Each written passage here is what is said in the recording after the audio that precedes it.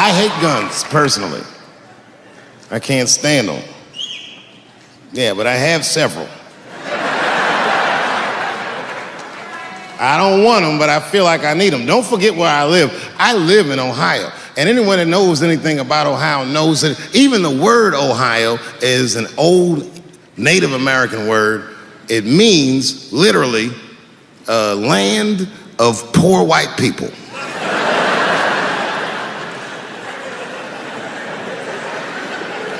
And I don't know what's going on down here, but in my experience, poor white people love, and I mean they fucking love, heroin. They can't seem to get enough of it. I didn't even know what I was looking at first. I was just driving like, why are all these white people so sleepy out here? These things.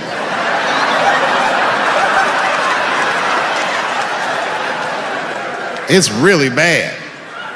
As a matter of fact, I was coming out of a nightclub the other night in Dayton, and I'd parked my car in the alley, and no one was out there. I didn't have no bodyguards or nothing. I was home. I figured everything was fine. And as soon as I opened my car door, all by myself, suddenly one of these heroin-addicted whites just pops out of a trash can. It scared the shit out of me. I screamed, "Ah!"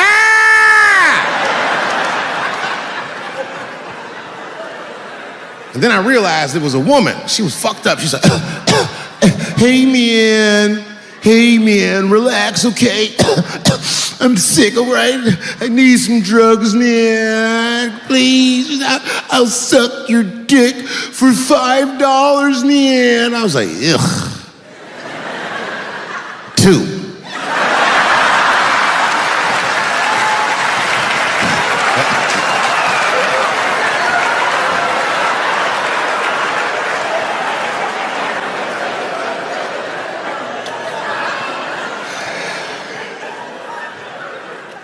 Obviously, I'm joking. This opioid crisis is a crisis. I see it every day. It's as bad as they say. It's ruining lives. It's destroying families. Sadly, you know what it reminds me of, seeing it? It reminds me of us. These white folks look exactly like us during the crack epidemic. You know, it's really crazy to see. And all this shit they talk about on the news about how divided the nation is, I don't believe it. I feel like nowadays we're getting a real good look at each other.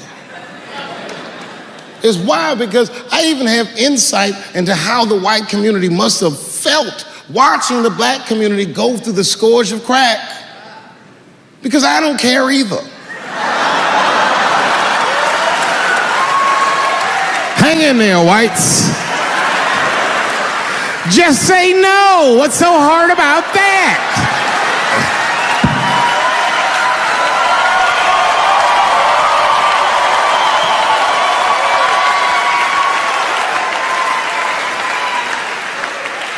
Remember when y'all said that to us? But it's okay.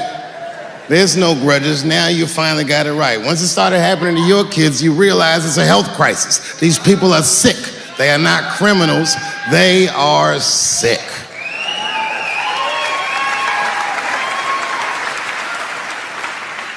Be that as it may, I'm armed to the teeth.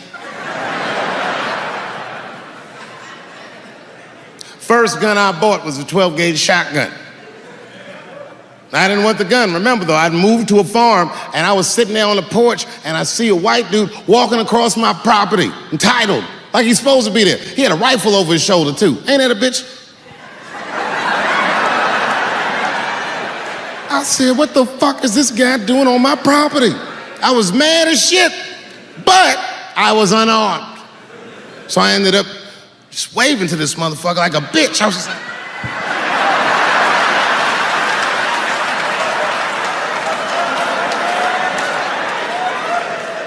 And as soon as he got far enough away, I ran to my car and sped to Kmart. This is in a rural white area. And remember, I was nervous because a guy was on my property, I'm black, and I was sweaty. You know what I mean? And I ran to the gun counter, black and sweaty, sweating and black, and I looked up at the nigga, I was like, I look like a slave or something. I said, I need a gun immediately, like that. Just like that. The guy didn't answer, no questions. He just grabbed a 12-gauge shotgun, handed it to me. I'd never even held a gun before. I'm not a dummy. I'm like, well, I need some bullets too. And the guy reached under the counter, put 2 box shells on the counter. He said, all right, buddy, which box do you want? And I didn't know. One box had a picture of some ducks on it. The other box had a picture of some deer. I said, well, what's that box with them ducks? He said, oh, that there's birdshot. And then he goes just like this, I'm not exaggerating, he goes, that won't kill a man.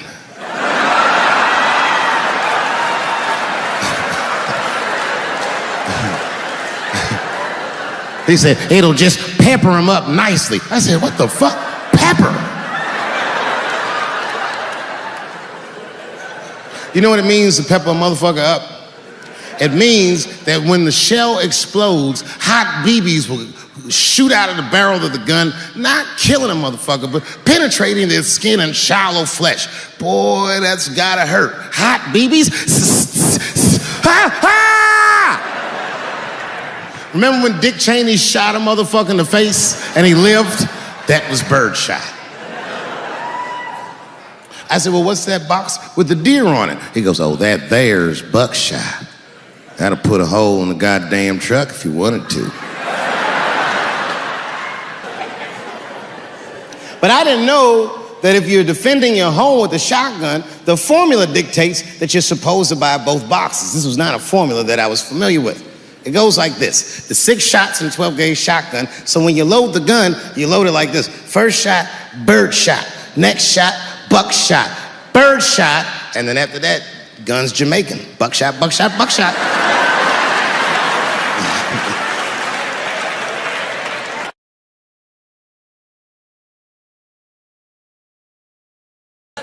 I know it's fucked up, but I tell you the truth.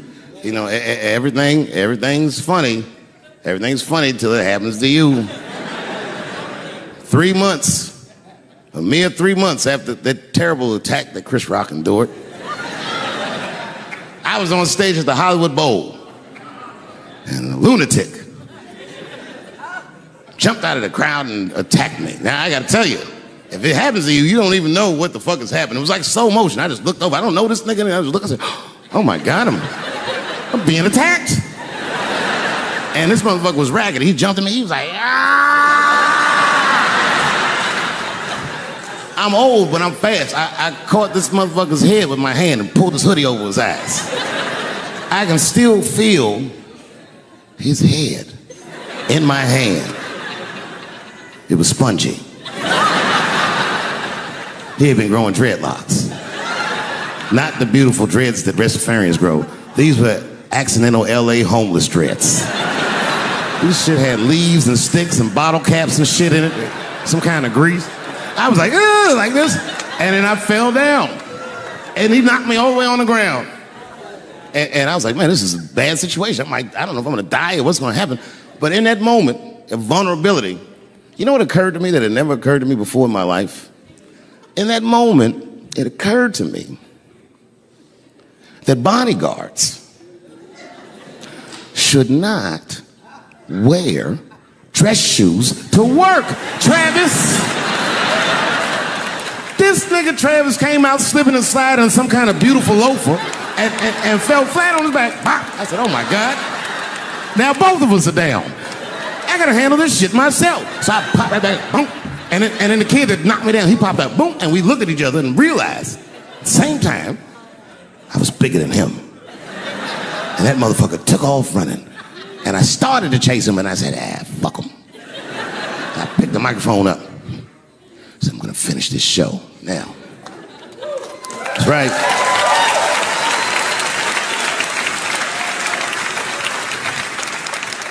For 3 months before that, I'd been making fun of Chris Rock.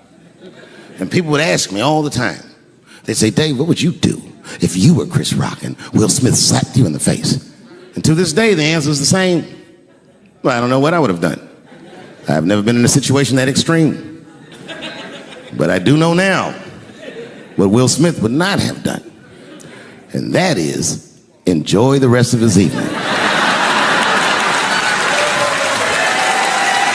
Man, listen. We gave that kid a good wall. We was whooping his ass. Not we, I mean, I was on stage trying to think of a joke to tell, but they was beating this nigga up right behind me. Everybody could see it. Everybody could see it. And I'm sitting up there trying to think of what to say. And I'm tongue-tied. Me, of all people, can't think of anything to say. Look at my karma. Just that moment. Of all the people in the world, Chris Rock walks from backstage, walks up to me in front of 20,000 people, grabs the mic out of my hands and looks at the crowd and goes, "Was that Will Smith?" Man, motherfuckers fell out of their chairs laughing. I was standing there looking stupid. I was fucking furious because I'm thinking in my mind, nigga, this is my attack. You got attacked 3 months ago. Now you have jokes. So I snatched the mic back from Chris and tried to get one off, but my shit did not go good at all. I didn't know what to say. I was just like, it was a trans man. And the crowd was like, boo. It's LA, we like trans people, boo. I know, I felt so bad. I felt so bad. But I know why I did it. You'd have to be there to understand, but man, when that guy tackled me, it was like it's like a movie or something. You gotta picture this. Picture a famous person you like. Every famous person you could imagine was at that show. It was like the biggest night that Hollywood had ever seen. And when that guy tackled me, he cleared the bleachers. I had to watch the tape afterwards to know this happened, but as soon as he tackled me, Jamie Foxx was the first motherfucker that jumped out of the crowd. He was wearing a white cowboy hat like he knew this shit was gonna happen to him. Never seen this nigga in a cowboy hat before.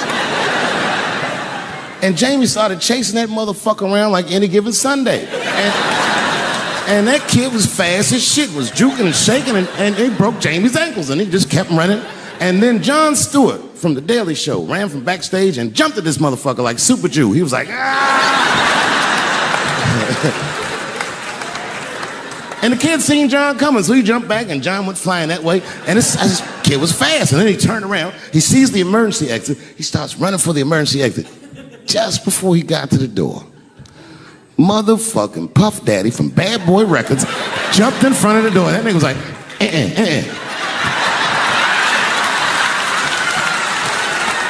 Boy, Puffy got that motherfucker. And then every celebrity just ran out because every celebrity saw themselves in me, and they just started beating the fuck out of that kid. And I know Chris was backstage looking like, nobody helped me. Everybody hates Chris.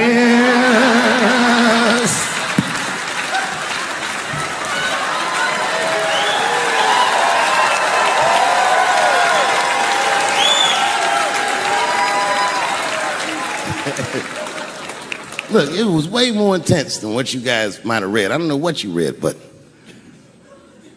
the kid, while we was beating on him, reached in his waistband, pulled out a .22 caliber pistol. That shit was mayhem. Everybody started screaming, oh my God, he's got a gun, he's got a gun.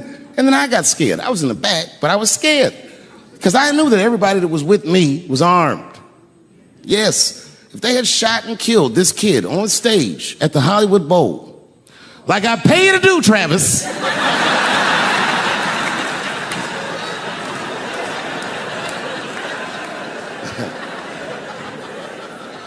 But Travis G'd up. Travis wrestled the gun out of the kid's hand, and then he took it like this and tried to chamber the round, and he couldn't. So he pulled the trigger, and it wasn't a gun. A knife blade popped out of the front. I guess this kid was gonna stab me. Some scary shit. So the next night, even though I didn't have a show, I said, I gotta get right back on stage. And I went and did a show. And someone in the audience screamed out, Dave, what happened with the attack? And I didn't know there was journalists in the room.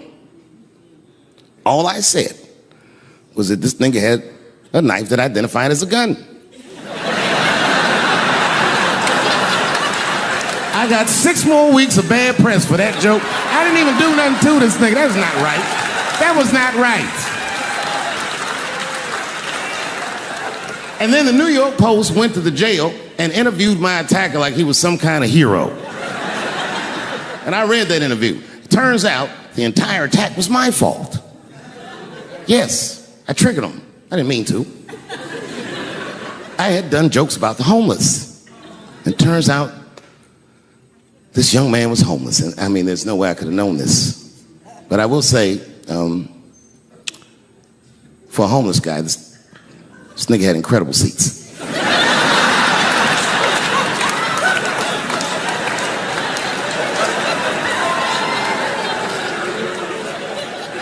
Oh, and they said I triggered him because I had done LBGTQ jokes, and it turns out this fellow was a B.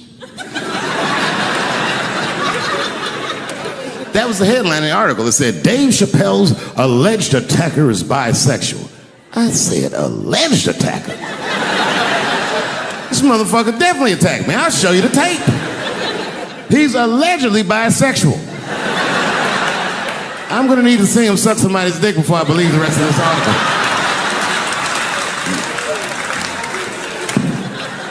I read that shit in the paper. I was horrified. I was like, oh, bisexual? I could have been.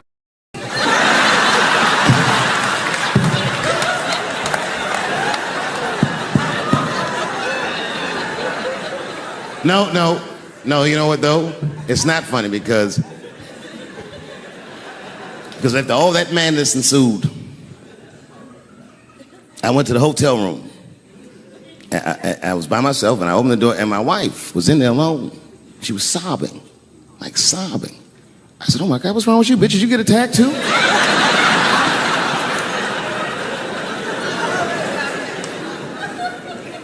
And she's crying. She said, oh my God, David. She said, if you had died tonight, me and the kids would have nothing.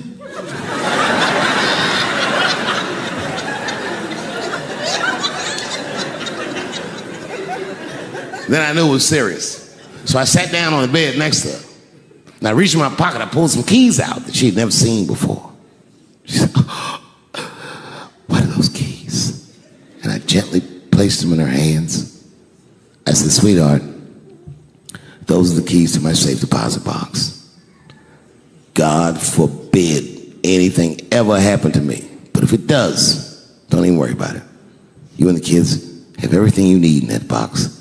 I've already taken care of it. And she was looking at them keys, and I could see her mind realize what we were actually talking about. And then she just started crying harder. And to be honest with you, that made me cry a little bit too. And we hugged each other real tight.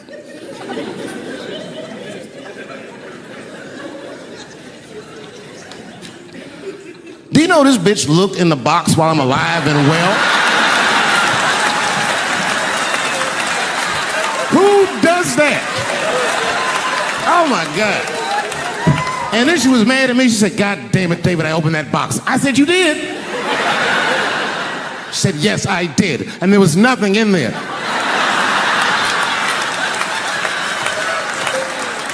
I said, nothing? Oh. She said, nothing except your stupid joke book. I said, whoosh. I said, well, sweetie, look. If you tell those jokes exactly how they're written, you and the kids should be fine. They're really good jokes.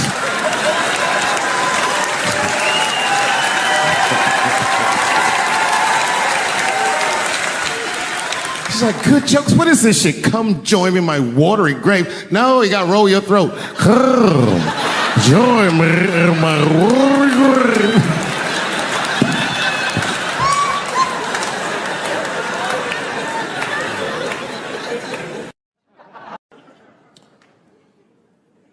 The second time I met O.J. Simpson.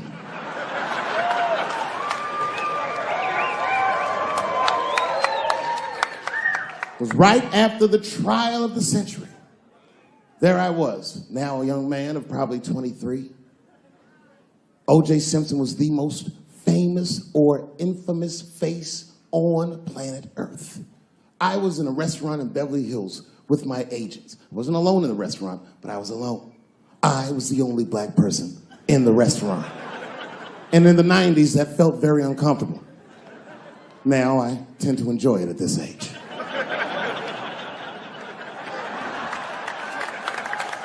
I was having dinner with my agents, celebrating a deal that they told me was lucrative, but I later learned fucking sucked.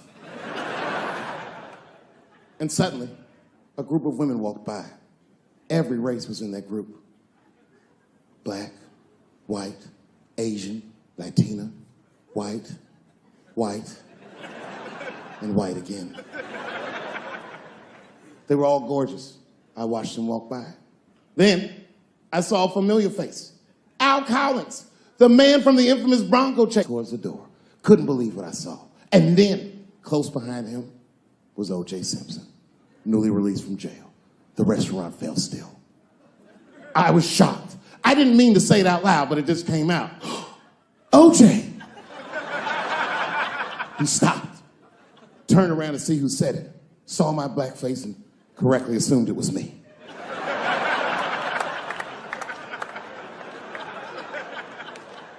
I was sitting in the corner of the booth. He leaned over all the white people I was having dinner with and shook my hand. How are you, young man? He looked in my eyes, and I could see in his eyes that he didn't remember meeting me the first time. And then he walked away. And I looked back at my agents, and all of them had nothing short of disgust on their faces. And the only one with the courage to voice their disgust was a woman named Sharon, who used to represent me. How could you, she said. How could you shake hands with that murderer? I said, Sharon, with all due respect, that murderer ran for over 11,000 yards.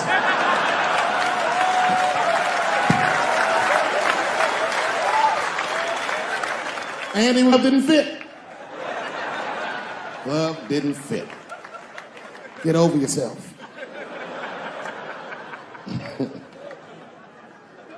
Some people can't do that. Some people just can't get over themselves. Gay people have a hard time doing that recently. Here we go. Here comes the deep water. No, recently I've noticed that. I noticed that with that Manny Pacquiao controversy. Yeah, no, it was now in the gay community's defense, Manny Pacquiao said some outlandish shit about gay people. Very, very not nice things that I won't repeat, but there was biblical verses and some analogies to animals. Wasn't a good look. Nike took his shoes immediately, which I thought was a little harsh. A little harsh. You know what I mean? Because he's, just because he's Asian. You know what I mean? Fuck, you gonna take shoes off Asian dude to appease a gay dude. You know what I mean? No? You don't know what I mean. But Asian people kind of know what I mean. No? No Asians in the front? No? No, this is what I mean. Okay, look. Okay, you're an Asian dude. No, I say this with no disrespect. But we're all Americans, right? And we can agree that America has a huge body count all over the world, but nowhere more than Asia. Literally, if you look at history, recently, we have bombed the masculinity out of an entire continent. We dropped 2 atomic bombs on fucking Japan, and they've been drawing Hello Kitty and shit ever since. There's a lot of lady boys in the wake of our bombs.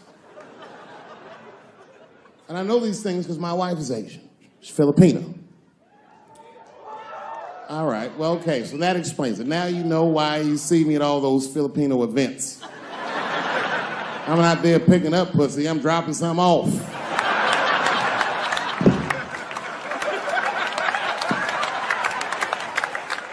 I take my wife to all that shit. I took my wife to see Pacquiao fight Mayweather. We sat ringside, okay? That was a quiet car ride home. That's what that was. But if you know what's popping in the Philippines, you know that they got a whole generation of kids in the Philippines growing up without their mothers. Yes, a lot of women in the Philippines go to the Arabian Peninsula, they come to the United back home, which is still one of the #1 staples in the Philippines economy, money that their expats send back to the Philippines. The men, on the other hand, are left rearing children, twiddling their thumbs, waiting on their wives' checks. These men have been fucking emasculated. And then suddenly, a boxer rises from amongst them and reinstates their manhood with his motherfucking fist. This is not the guy you're supposed to ask, what do you think of homosexuals? He's not your champ. Shit. That's why I don't have a sneaker deal, because if you say something that people don't like, they'll take your fucking shoes off. Road ahead. They've got the longest mental gap to bridge. That's all I'm saying. Because, you know, whenever I see one of them T's on the street, I don't mind them, but I'll be like, man, I miss Bruce. I'm sorry, guys. I'm 42. I remember Bruce Jenner. Before the Kardashians, before all that, this motherfucker was a white American superhero. It was amazing. He was beating Africans at track and field. We'd never seen anything like it. He was on my cereal box growing up. You know how much of that cereal I ate, nigga? I didn't know he was gonna do that.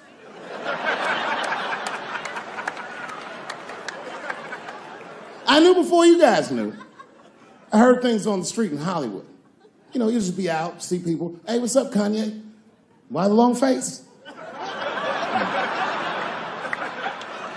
Nigga, you'll see. I got 2 mother-in-laws now. And when I heard he was gonna do it, I was scared. I didn't think the public was ready. I didn't think the media was ready. And you know what? I was wrong. Never seen anything like it. Welcome to the world, Caitlin. So long, Bruce. Hello. Somebody called me a nigga in traffic last Wednesday. It's so long, it takes a minute.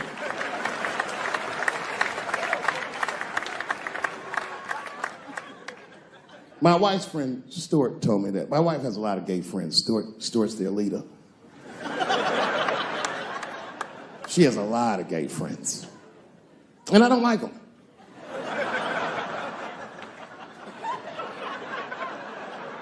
Not because they're gay, I'm just judging them on the merits of their character. They're just not nice dudes. They're fucking rude house guests. They're sitting on my couch, giggling with my wife, eating my motherfucking macaroons. And I come in, they act like the party's over. Hey, Stuart, what's going on? This guy talks to me the way a cat would speak if a cat could talk. Hi, David.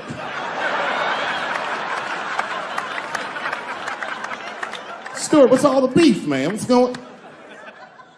He always wants to have some kind of gay political argument. The last one was about a petition in federal court to take the words husband and wife out of the law. I said, well, why would you want those words out the law? He said, because it discriminates against same-sex couples. I was like, niggas, please save me the semantics. Just trust me, take your chips and get the fuck out of the casino. You're about to decide, talk that over amongst yourselves, and whichever one of you is gayer, that's the wife.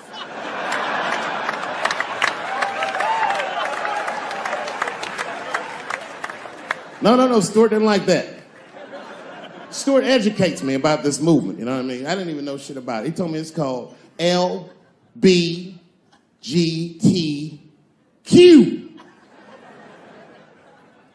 I was like, what the fuck is the Q? Does that even make sense, Q? Turns out Q is like the vowels. That shit is sometimes Y. It's for gay dudes that don't really know they're gay. You know what I mean? Like prison fags who are like, well, I'm not gay, nigga. I'm just sucking these dicks to pass the time. I'm not G, I'm Q. Ugh.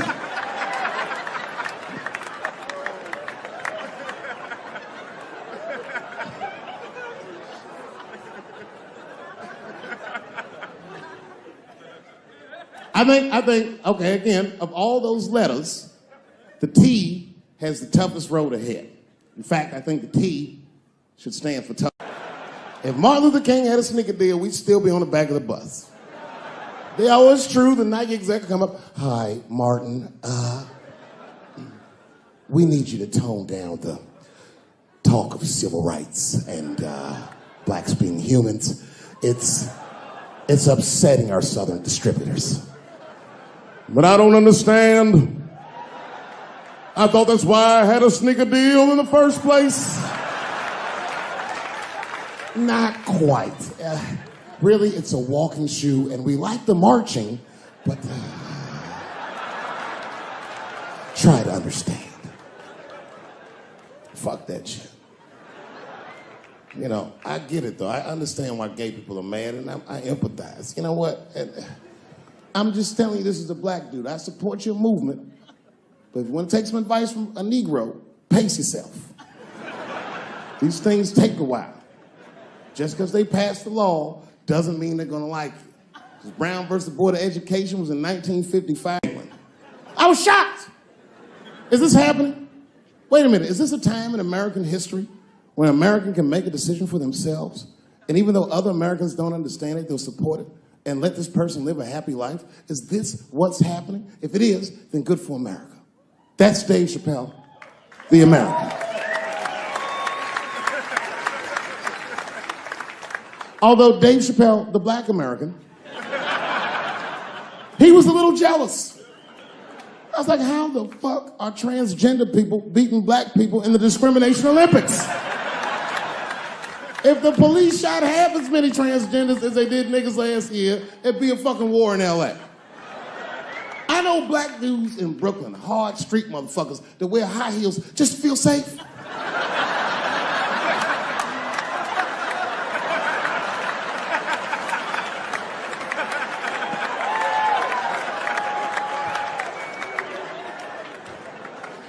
Transgenders are gangsters.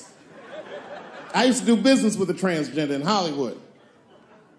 Man, everybody would be scared of her in the boardroom.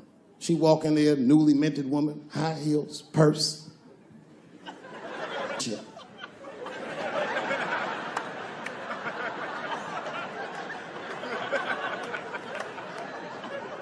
And then she walked to the head of the conference table, stare at us all, reach in her purse, and pull her old dick out and throw it on the table.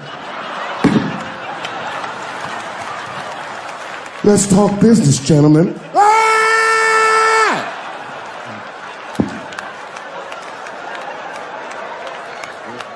Shit is scary as fuck.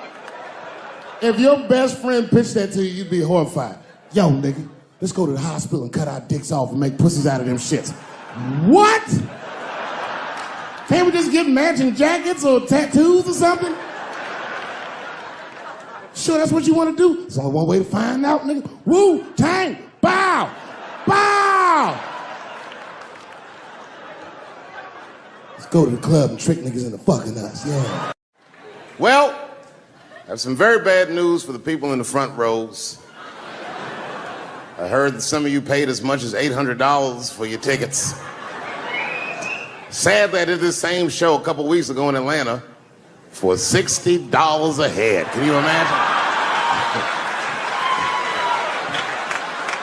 Nigga, you could have flown to Atlanta, got a hotel, had some dinner, and came back and you still have a little money left over, niggas. Paid way too much just to see me in this gay-ass neighborhood. All right, let me roll up my sleeves and tell these pussy jokes. Will told me to say there hasn't been this many pussy references in this room since Cats was here. Boy, I gotta tell you, man, I've been doing this set all week, and boy, I've been telling these jokes, and sometimes niggas look like they're in actual pain over the jokes. None of it's that bad to me, but I understand why it could hurt some people's feelings. So tonight,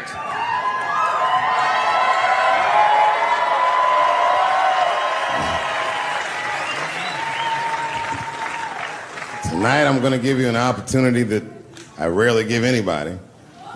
I'm going to let you say whatever it is you need to say to my face, or ask me whatever it is you want to know. But there are no dumb questions allowed. If you ask a stupid question, you'll be asked to leave. Nah, I'm just kidding. Go ahead. Everyone relax. Come on. Oh, yes, sir, in the front. 2 questions. How often do you write? And can I have a cigarette? All right. First, you may have a cigarette. But remember, this is not jail, motherfucker. This lady right here. I have a question. Do you remember this scene? Oh, I do remember that. Ma'am, I'm going to have to ask you to leave. That's a terrible question. This gentleman in the front with the salmon-colored shirt on. I was wondering if you had any advice for young comedians that you generally give, and... Are you thinking of doing comedy? I've never done it before, but watching you has made me want to try it.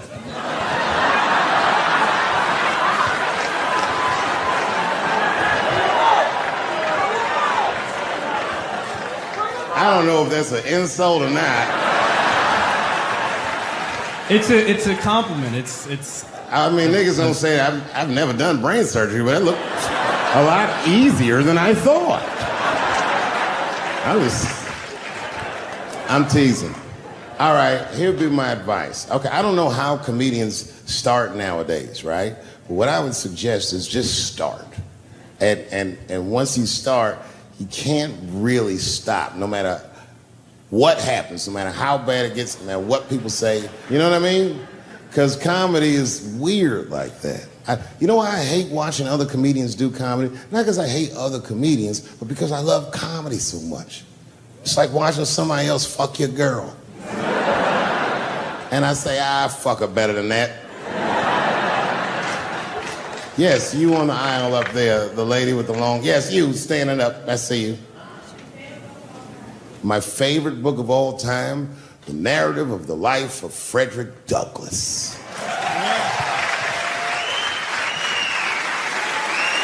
That guy with the baseball hat. Marry, fuck, kill, Michelle, Rihanna, Oprah. Wait, who's Michelle? Oh, Obama. Well, sir, you're putting me in quite the pickle. I can't say I'll fuck Michelle Obama. That's insane. Well, I guess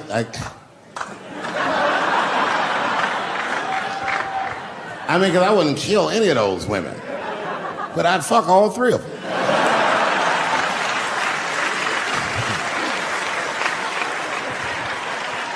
The gentleman in blue Oxford standing up. Tell us the story with Charlie Murphy. Tell a story about Charlie Murphy? Or your favorite. Boy, there's so many good Charlie Murphys. You know, the thing with Charlie Murphy is he used to just make us laugh all the time. And I used to ask him about all the old Hollywood shit I was curious about. Like when they used to accuse Michael Jackson, I remember asking once, I go, Charlie, do you think Michael Jackson actually did those things? And he said, let me ask you a question, Dave. He said, say it is illegal to fuck women. How long are you staying out of jail? So God bless Charlie Murphy, wherever you are. Charlie, I love you. Who do you think is going to win the 2020 election? All right, I'm going to put a pin in this, but I'll tell you right now, fella, I don't know, but I think Trump has a better shot than a lot of people would like to think. I'm just saying, it all depends on how the left talks. The way we're talking is not going to win the fucking ball game. Donald Trump's over there on the right, grabbing handfuls of pussy. Joe Biden can't even smell hair over here. Fuck this side. All right, man, go ahead. Thank you so much for this show. And how old are you? 25. 25? Yeah. Boy, don't let R. Kelly see you. He's gonna pee on you by accident. Oh, my bad. I thought she was 15. Yuck. I'm totally joking. I'm sorry.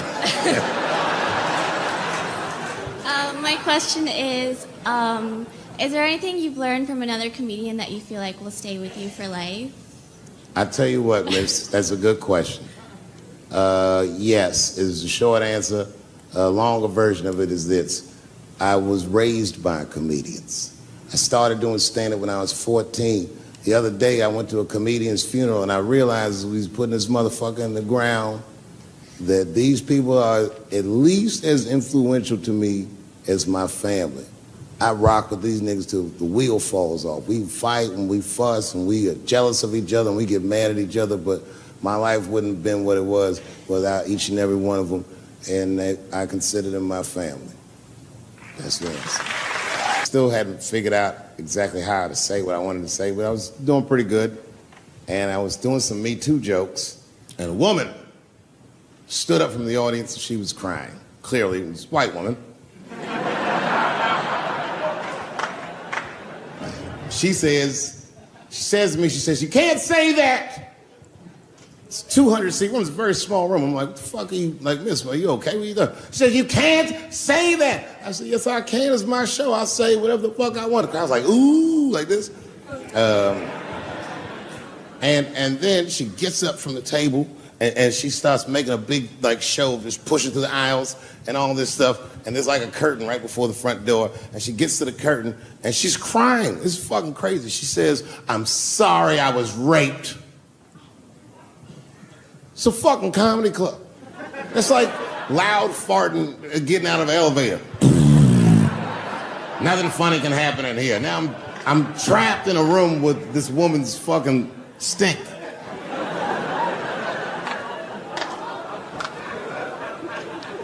And I say, Miss, it is not your fault that you were raped, but it's not mine either. Ta-ta, bitch, like this. She storms out. Now the room is very uncomfortable, but I managed to get the crowd back, but I'm like, you know, a little traumatized. Same show, there's a trans woman sitting in the audience. This is a true story. This was like a few weeks ago. I did 6 shows that weekend. This trans woman came to 4 of them. Calls herself Daphne. Man, this chick Daphne was in there cracking the fuck up at everything I said about everybody. It was amazing. She was laughing, and it was fun to watch her laugh. You could tell she was letting go with something that was heavy, and she'd throw her head back, and she'd smile with all her teeth. She was having a great time. And the more fun she had, I felt bad, because I knew I had some trans jokes to unload.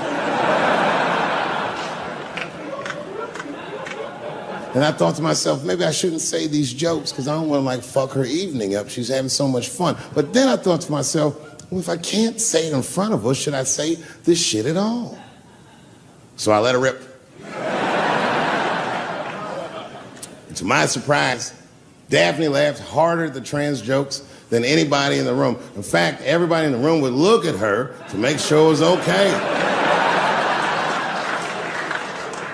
And I got off stage, I was in the dressing room, I was like, man, this is a fucking weird show. I'm sitting in the dressing room by myself just trying to figure out, like, what the fuck just happened out there? Like, why is it that this one woman can't take any of these jokes and Daphne can take all of these jokes? So weird. And then I realized, Daphne used to be a man.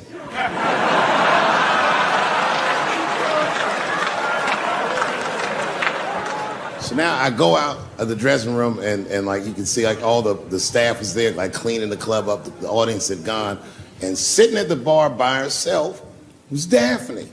And she's like, "Hey, Dave, come join me for a drink." And I don't want her to think that I'm transphobic or nothing, so I'm like, fuck, I guess I could have at least a drink.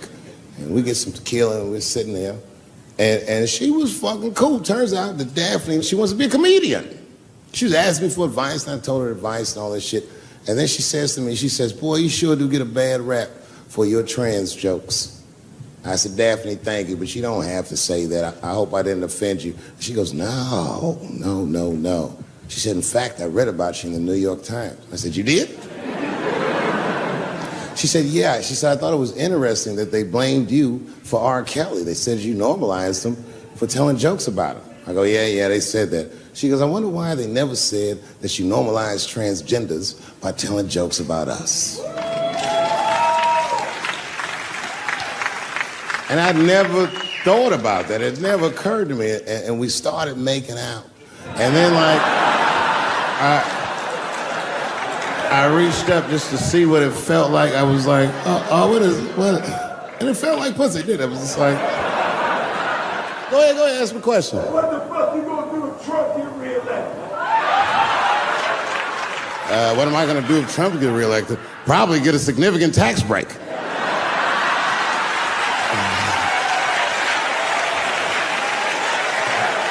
Hey, you wanna know why I don't even talk about Trump in my show? Because that motherfucker is not the hokey pokey. He is not what it's all about. There's millions of people that put him in power, and the ideas that he puts forth are not his own. He's singing poor white people's greatest hits.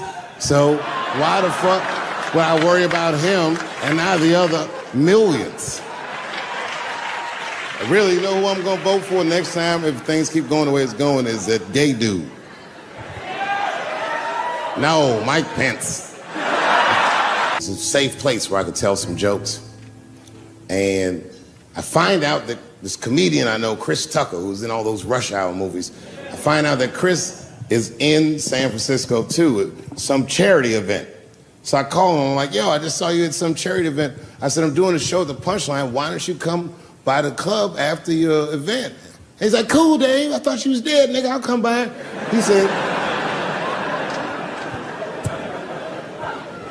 He says, is it okay if I bring some friends? Because, you know, I'm with a lot of people. I go, man, you Chris Tucker. You can bring whoever the fuck you want. And then I show up to the club late that night. I walk into the dressing room, and sitting in the dressing room is Gavin Newsom, who at the time was the mayor of San Francisco, but now he's the governor of California. And sitting next to him was Kamala Harris, who at the time was the DA of San Francisco. Now she's the senator from California that's front-running on the Democratic ticket. And sitting next to her was Al Gore. It's fucking weird. And sitting next to Al Gore was the guys from Google, Sergey, and I don't know how to say these. All right. And it was Chris Tucker and Ben Jealous, who at the time was the president of the NAACP, who was all just at this big charity dinner, and Paul Mooney was drinking scotch. And we all was just in there. And, you know, at first I was a little uncomfortable when we started talking, and we all got along really well. At some point, Kamala Harris she says to me, she goes, you know, a friend of mine is announcing his candidacy for president tomorrow. I went to college with him. I'm like, what? I go, Barack Obama? She goes, you've heard of him? I'm like, yo, I just read about this dude. And she goes, yo, yeah, blah, blah, blah, we talking. She goes, you know what? She says, let's call him on the phone. I said, what the fuck? And she picks the phone up and she dials and she's listening like this. And she goes, this is voicemail. And she gives me the phone, she goes, leave him a message. You know, I didn't know what to say. I just said what you say to any black dude that's running for president. You know, stay low, running a zigzag pattern, this kind of shit.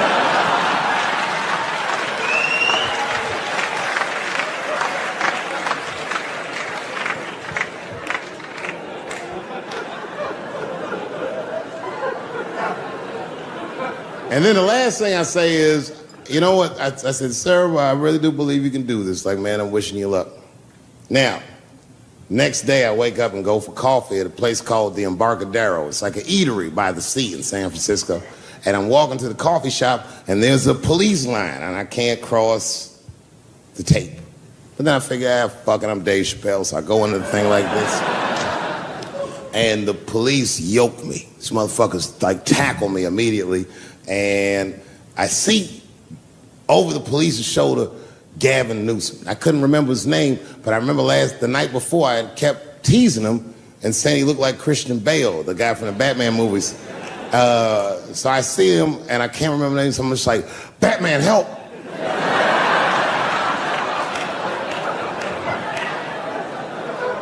And he stops, he's like, Dave? And then the police see that the mayor knows me, so they're all like, oh, sorry about that. And he's like, hey, back up, everybody. And he just picks me up. He's like, I'm really sorry about that. I'm like, I'm fine, don't worry about it. And he's like, listen, I'm here with Prince. Would you like to meet him? I'm like, I know Prince. That's my nigga. And we go around the corner, and it was Prince Charles, the Prince of England. I didn't know the protocol of meeting royalty. You're not supposed to touch him. I dapped him up like a nigga. My nigga. Wow. Just hugging him and shit like this, dapping him up, like this. And that nigga was cool too. I was like, it's really fucking weird. And then I was just out there in the upside down, not having no TV show, trying to figure life out. And the election was going on in the background. And this guy, Barack Obama, was picking up steam. This motherfucker was killing it. And I had a chance to go to the last debate on the Democratic ticket, and I went. It's me and Chris Tucker sitting in Myrtle Beach, South Carolina. It's the last three candidates. It was Barack Obama, John Edwards, and Hillary Clinton. Now, Obama's a lot taller than Edwards and Clinton, and he had the center podium. And at one point, they're all on stage and they start fussing, and Obama goes, look, none of us are perfect, like this. And his hands was like this, and there was light shining behind his head, and the other two candidates was looking up at the nigga, and I was sitting in the audience like, this nigga looks like Jesus.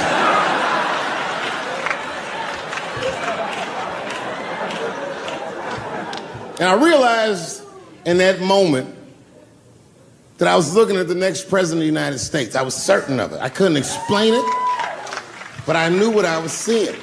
And I got really excited. And I'm not that kind of guy. I said, I gotta meet this motherfucker. So I stayed.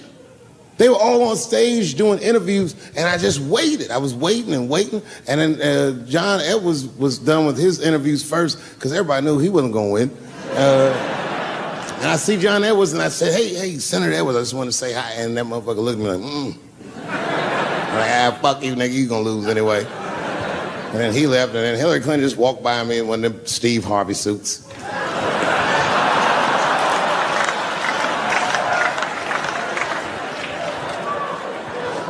But Obama was taking forever. Everybody wanted to talk to him. When I knew the media saw exactly what I saw, there was no question about it.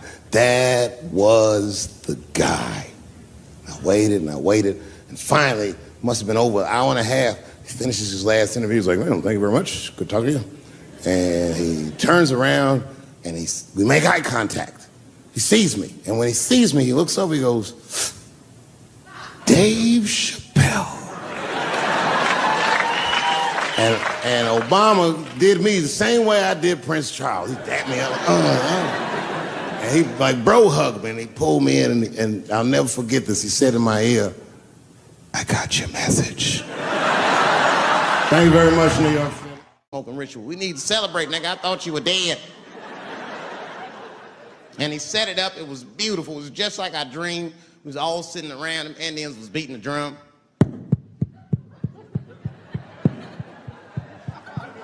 Other Indians came out the back with a long blanket that was folded in half and put in front of us. Opened that shit up, and on the blanket was a long wooden pipe with feathers, and bags of weed were all over the blanket. Chief walked over.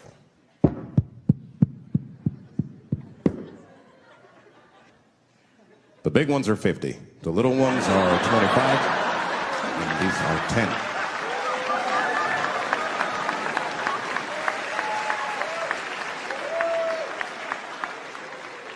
Me and those Indians got high as shit. I was baked. I told the chief, he was talking, I cut him off. Time out, chief. Sorry to interrupt. Fucking smashed, man. The weed's too strong. I'm itching. This is PCP. The spirits have got me. Chief, the spirits have got me. And the chief threw some water in my face. Calm down, blackface. Splash! I said, hey, it's black feet, motherfucker. Take it easy.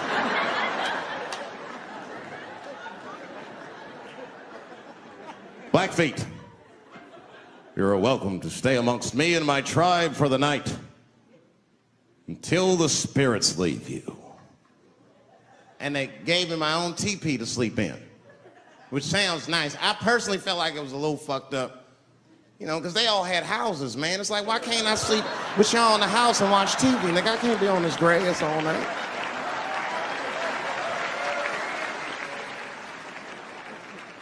Yeah, Indians is rude, man. Everybody's rude. Indians, they eat nasty food. All they ate was corn and shit. Doritos, I think they call it. That's right.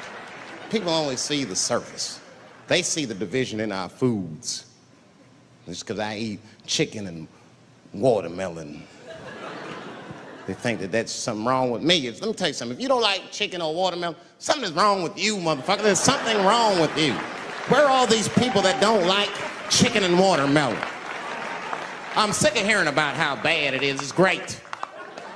I'm waiting for chicken to approach me to do a commercial, nigga. I'll do it for free, chicken. It's the least I can do.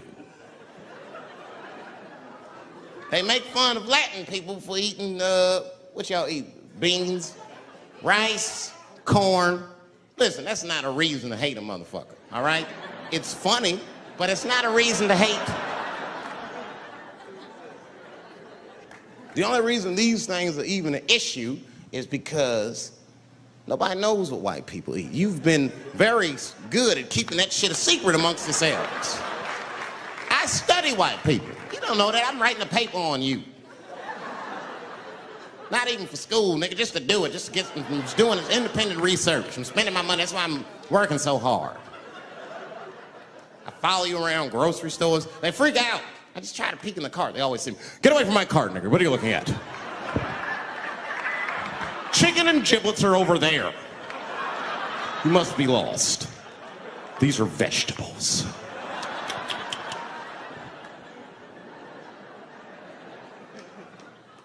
I know what you drink. See how quiet it got? Grape juice. Surprise, motherfuckers, you didn't know I knew about grape juice, did you? Oh, don't play dumb with me. Look at what is it? A lot of black people don't have the privilege of knowing about grape juice because they have grape drink. It's not the same formula that you get.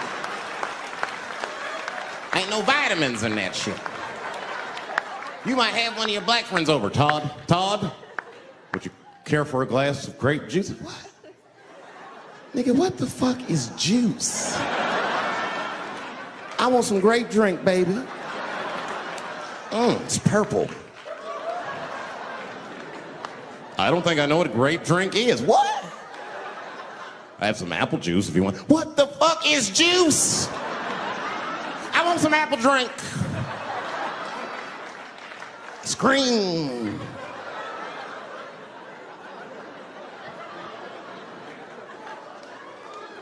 Remember that commercial for Sunny Delight when all the kids run in from outside playing? And they all run to the fridge. All right, I got some purple stuff, some Sunny D. As soon as you say Sunny D, all the kids go, yeah! Watch the black kid in the back. If you ever see that commercial again, look at that black kid. He'd be like, I want that purple stuff. That's drink, nigga, that is drink. They want drink. I want all them vitamins, nigga, I want drink. Sugar, water, purple. That's the ingredient, sugar, water, and of course, purple. It's too fucking much.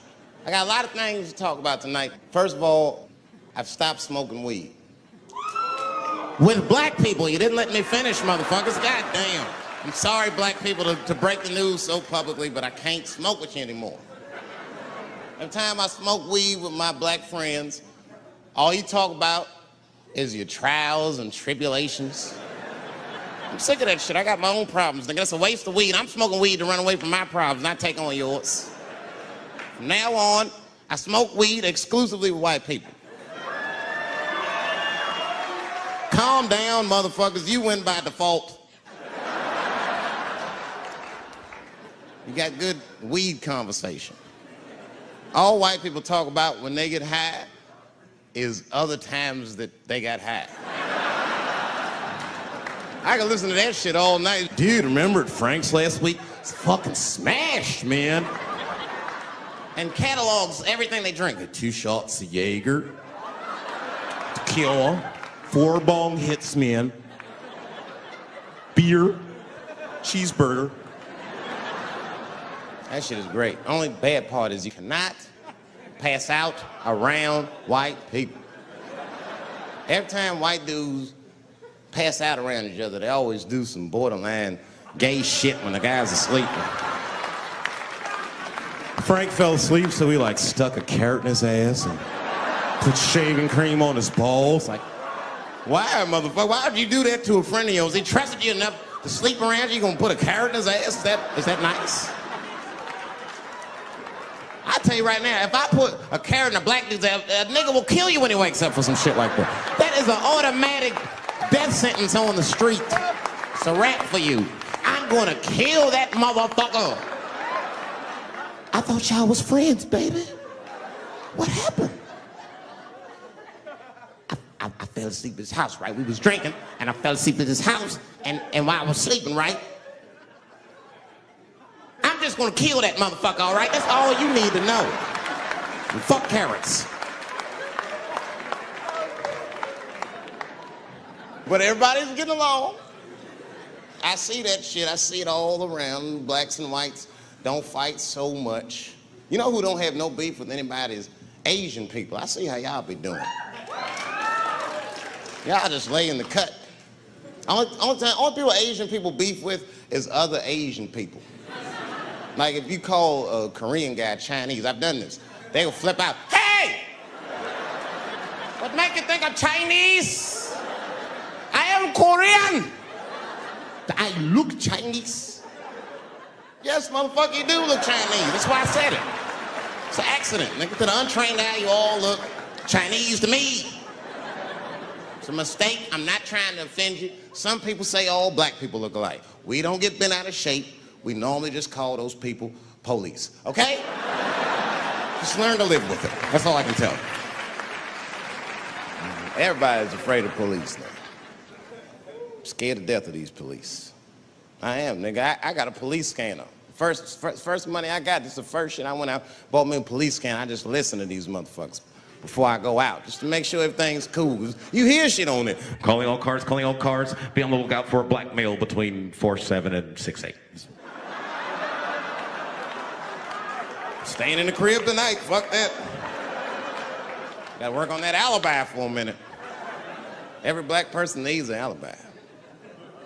I do them impromptu joints. If I'm by myself and need out, I'll just open up the windows in the apartment, turn all the lights on, start beating off right in the window. Look at me. Hey, everybody, look, it's me, Dave Chappelle. I'm crazy, I'm jerking off. Note the time, motherfuckers. It's 2:35. Look at me, I'm jerking off in the window, 2:35. Comedian Dave Chappelle is June 10th. Note the time.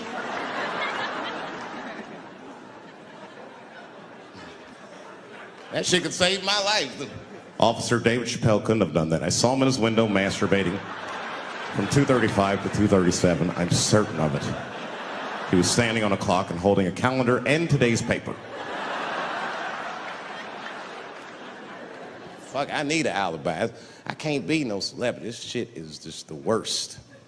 I'm seeing it. I see why stars are crazy, man. These motherfuckers. I went to Disney World with my kids, which is a big deal for me. I don't get to see my kids so much. I do Chappelle show 20 hours a day, sleep for like half an hour, raise my kids for 10, 20 minutes, and I go back to work. Now, this particular day, I got to hook up with the kids. We went to Disney World. Everybody at the park, fucking everybody. Hey, I'm Rick James, bitch. Hey, I'm Rick James, bitch. It's like, hey, man, hey. You mind not calling me a bitch in front of my kids? Time out, motherfucker. We take a day off. Even Mickey Mouse did it. I said, this is the most unprofessional shit I have ever seen in my life. Rick James, bitch. Oh, I was fed up. I caught that motherfucker with an uppercut. Bop! Knocked his head clean off. Everybody was screaming. Oh my God, oh my God. Mickey Mouse is Mexican.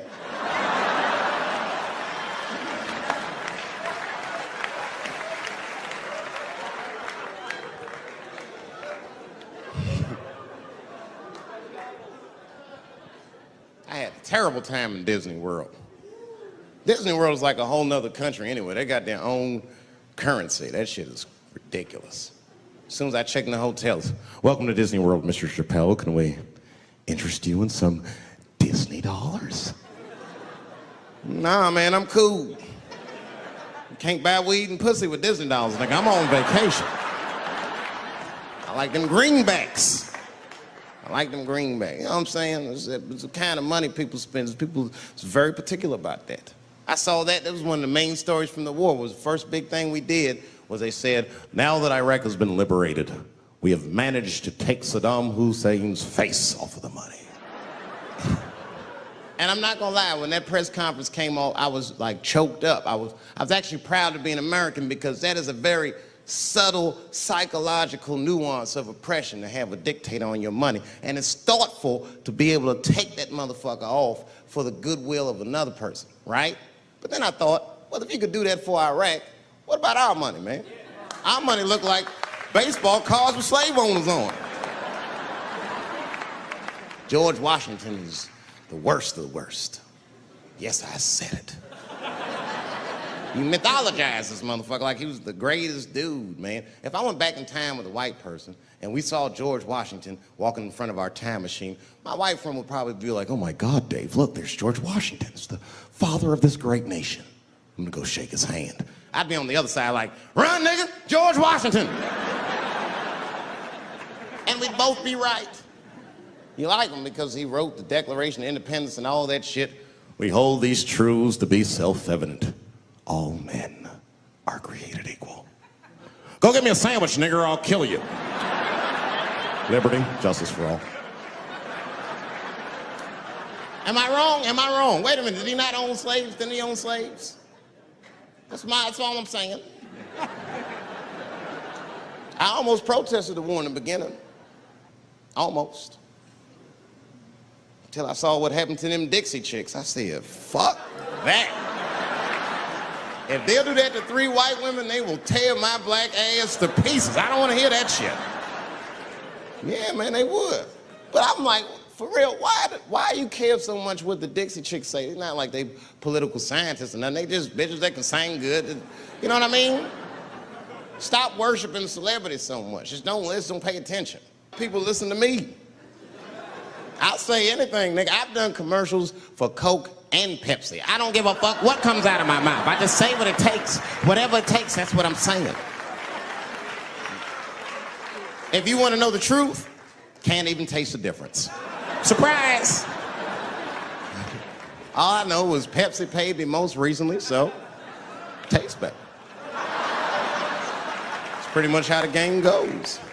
I'm just being real, man. There's too much goo-gagging over celebrities. People don't know what's fake and what's real anymore. That's why Bill Cosby got in trouble. Look what happened to Bill Cosby. Bill Cosby said some real shit and the whole world freaked out on him.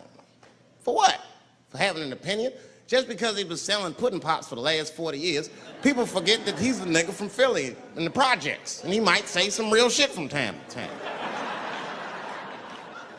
It's not that big of a deal. I spoke at my old high school and I told them kids straight up, if you guys are serious about making it out of this ghetto, you gotta focus, you gotta stop blaming white people for your problems, and you've gotta learn how to rap or play basketball or something, nigga, you're trapped. You are trapped. Either do that or sell crack. That's your only options. That's the only way I've ever seen it work. You better get to entertaining these white people, nigga. Get to dancing. Go on out there and be somebody.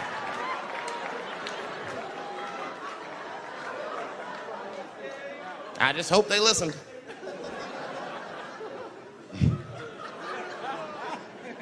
This shit is ridiculous. People worship television. They worship this shit. You know, like if you watch a movie, right? Say you're watching a movie and one character says to another character, say, hey, what's your number, man? What's the other character always say? 555, 5555. You know why we gotta do that? Because stupid ass people go to the movies and then go home and try to call the characters that they just saw. Hello, is Indiana Jones here? No, motherfucker, he's fake. It's not his number. And to be honest, this is the worst time in history to be a black celebrity. Fuck, they locking all our stars up. It's hot right now for black celebrities. I knew it was bad when Kobe got in trouble. I said, this is a wrap for us. He's one of the most wholesome dudes we had. Lock him up, everything. And Kobe kept it together. Thank God he held his game together, because if he was cracking under pressure and getting like 6 points a game, the whole LA would have been like, that nigger is guilty. Kobe was playing his ass off. He was playing like his freedom depended on that shit. You see this motherfucker in them games, this nigga's trying to beat that case on the court.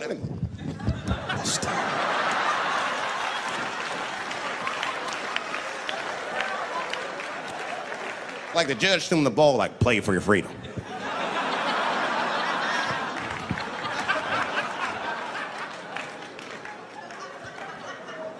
If I could talk to Kobe, I'd be like, just relax, you'll be fine, man. Because the public is still giving Kobe the benefit of the doubt. He's one of the few black celebrities that get that. Not because he's a celebrity, more because, you know, the girl showed up with 8 different semens to the investigation. You can't do that. That's 7 too many. That's a lot of semen, man. This bitch got Noah's Ark in her panties. Like, what, you trying to recreate humanity or something? She's a collector. She got every unsolved mystery. The answer might be in this girl's panties. That's the first place I look. OJ's other glove is in there. Bigfoot's footprint. 3 CSI reruns is in that motherfucker. We got the most diabolical draws ever. Fuck being a celebrity. This is not the time to be a black star. They locking all our stars up. Black celebrities, this is a witch hunt for us, man. God damn it. It's all OJ's fault. Ever since OJ got away, white people have just been locking up our stars one by one. It's true. And it's not even OJ's fault. It's our fault. We celebrated too openly when OJ got acquitted. We should have been quiet about that shit. As soon as it's not guilty, niggas just dancing. Oh, in your face, nigga, in your face. It hurts, don't it? It hurts. Burns, doesn't it, nigga? Ooh, that justice system burns, doesn't it? Welcome to my world, motherfucker, all that shit. White people wanted OJ's ass bad.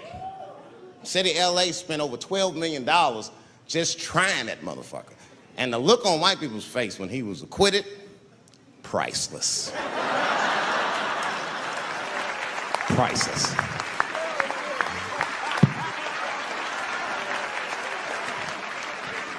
And that's why I don't trip off of being a celebrity. I don't like it. I don't trust it. There's 1 minute they all love you, and the next thing you know, you're in front of that courthouse dancing on top of a car just trying to figure out what the fuck happened to you.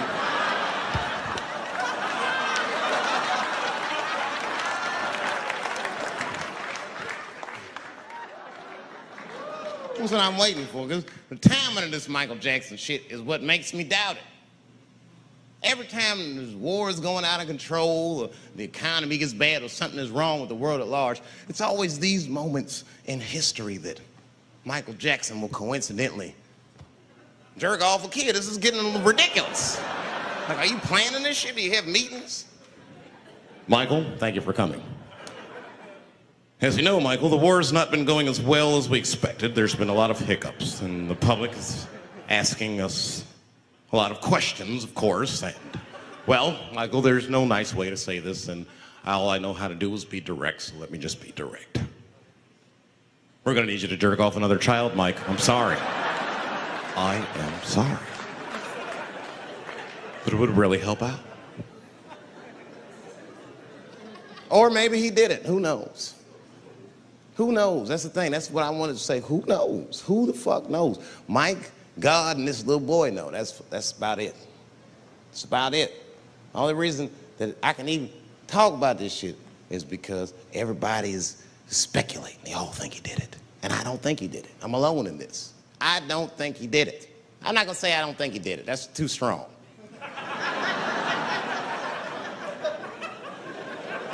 Let me just say I am reserving judgment until all the facts come out. But so far from what I heard, I mean, the kid said he was dying of cancer. He was in Make-A-Wish Foundation. He claims he had 2 weeks to live, and it was his dying wish to meet Michael Jackson. Come on, man, give me a fucking break. This kid is 10 years old. He don't remember Thriller. The fuck you want to meet Michael Jackson for, honestly? I remember Thriller, and I just, like, kind of want to meet this nigga. Like, I wouldn't break an appointment to meet him. I'll put it that way. I'd have to already be free. That's ridiculous. Like